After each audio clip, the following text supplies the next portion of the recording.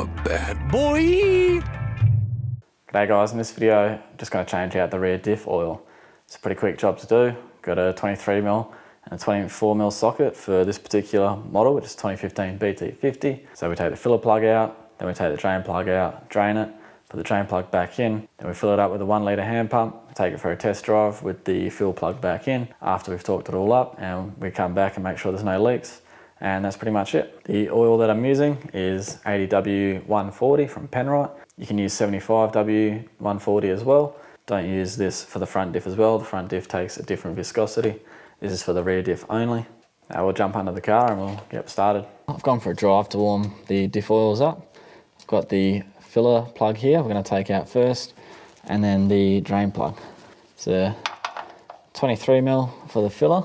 The drain is a 24, and I've got a breaker bar. When we go to fill the diff up, we'll fill it up until it starts dripping out of here, and that's the full level mark. Because the drain plug is recessed for protection, it can make it awkward to get it out. So that rear diff oil actually looks pretty clean. It's not in too bad a shape. And the magnet on this drain plug hasn't caught too many metal shavings at all, so it seems to be in pretty good condition.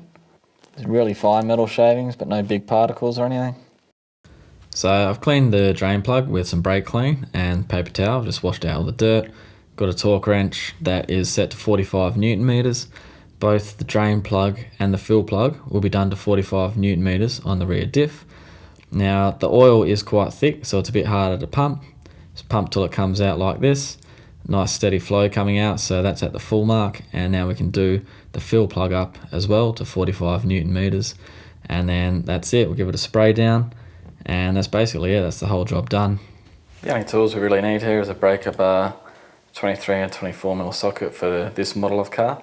Each model might be different, and we've got a torque wrench to do it back up. Besides that, you just need some oil pans and oil containers and a 1 litre hand pump. That's it for the rear diff. So we've sprayed it down, wiped it down, just go for a drive, pull back in the garage and make sure you got no leaks. So all up for me, that was 3.6 litres that had to go back in.